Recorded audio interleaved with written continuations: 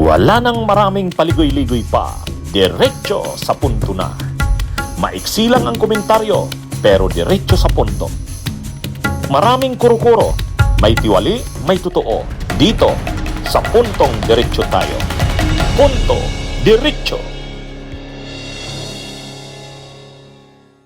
At ang malala dyan, mga kabunyog, ang malala dyan, kasi ang nakikita ni Cayetano sa susunod na mga araw, sa susunod na mga araw, ano na ito?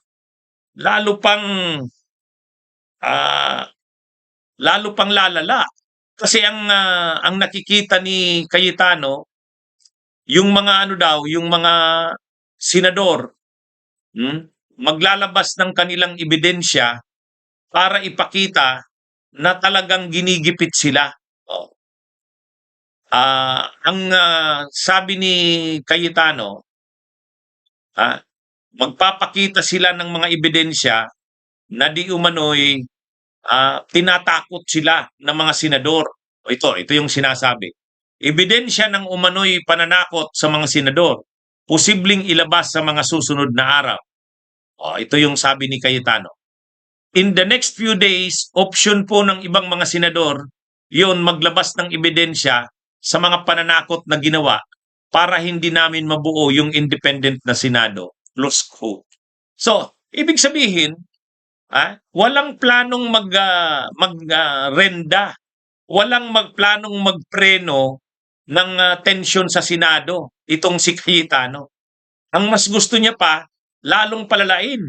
Kasi sa susunod daw na mga araw, posible nilang ilabas ang mga ebidensya na magpapatunay na sila daw sa Senado ay tinatakot. Ang tinutukoy niya dyan na nananakot sa kanila, Malacanang daw eh. Ang administrasyon daw ang nananakot sa kanila. Maglalabas daw ng mga ebidensya ang mga senador na kasamahan niya para patunayan na tinatakot sila.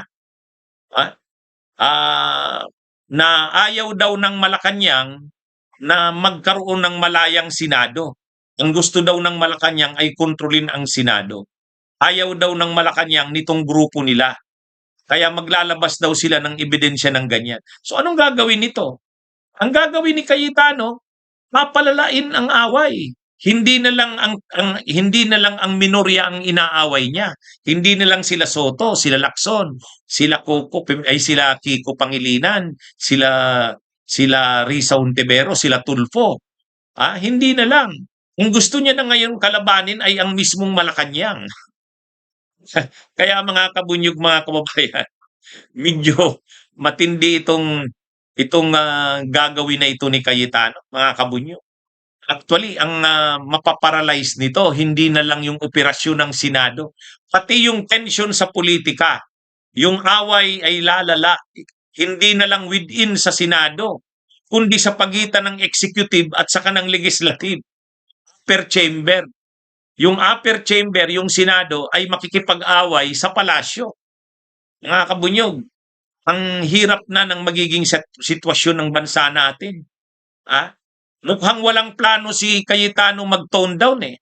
Walang planong magpreno.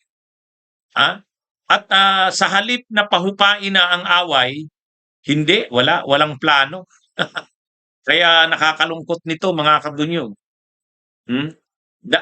Dapat ma-realize na ito ng mga senador. Gusto ba nila ng isang Senado na ganyan? Gusto ba nila ng isang Senado na ganyan? Ano ito? Sana yung mga senador mahimasmasa na. Kung ayaw ni Cayetano na mag-resign, ayaw ni Cayetano mag-resign para sana manormal na ang sitwasyon. Kasi wala ngang delikadesa si Cayetano. Dapat sila na mga senador mag-isip-isip na. Baka kailangan ng mag-create ng bagong mayorya. Yung katanggap-tanggap sa mas maraming senador. Yung unifier. Halimbawa, si Gatchalian. Mukhang katanggap-tanggap naman lang si Gatchalian sa mas maraming senador. Bakit hindi na nila ito tingnan? Kasi na talaga eh.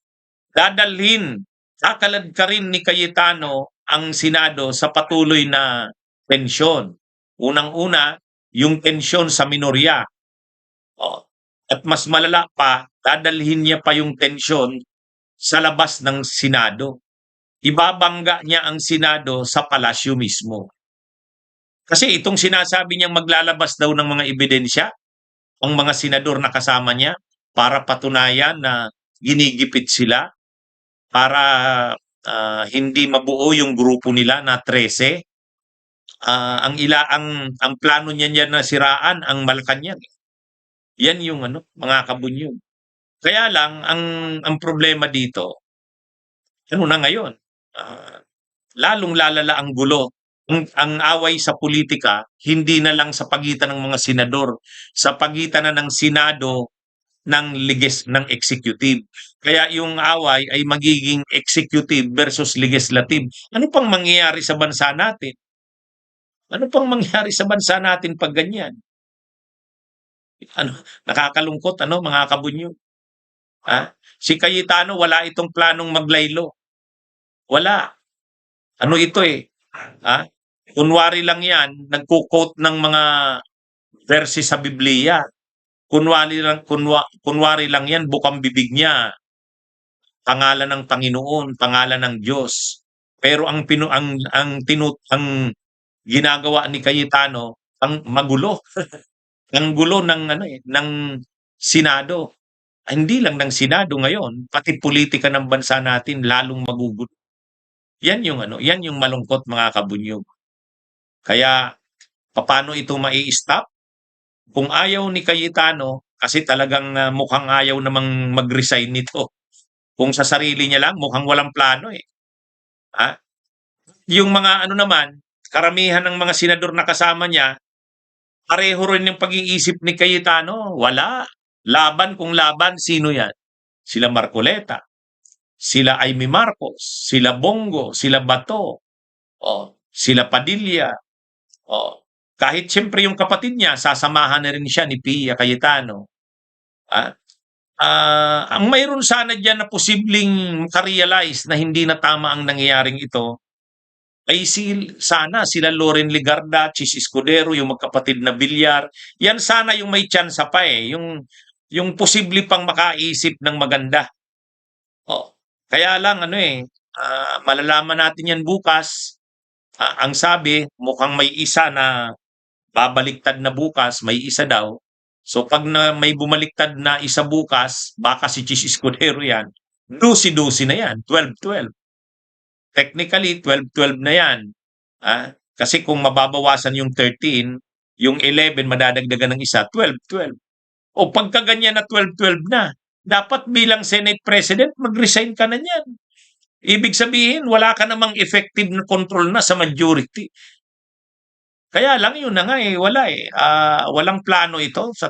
Masyadong itong si Cayetano. Parang katulad nung sa bagay minsan nakita na natin yan noon eh. Naalala nyo nung mayroon silang term sharing ni Lord Alan Velasco bilang Speaker ng House? Ang usapan nila, tig-isang taon sila. Tapos na yung term ay yung panahon para kay Cayetano bilang speaker. Ayaw niya nang ibigay kay Lord Alan Velasco. Ayaw niya na. Pero yun ang usapan ganyan katindi itong si Cayetano. Masyadong oportunista. Grabe. Kaya kung hindi talaga ito iiwanan ng kasamahan niya, hindi ito magre-resign. At hanggat hindi naaalis ito sa pagka-Senate President, magulo ang Senado, magulo ang politika. Dati naman ang magulo ang bansa natin, pero lalong pinapalala nitong ginagawa nito ni Cayetano. Okay, mga kabunyog, mga kababayan, yan po ang ating topic ngayon. Magandang araw po sa inyo. Bunyog, bunyog, halikan na kasama ka. Bunyog, kapag buklod ay may pag-asa.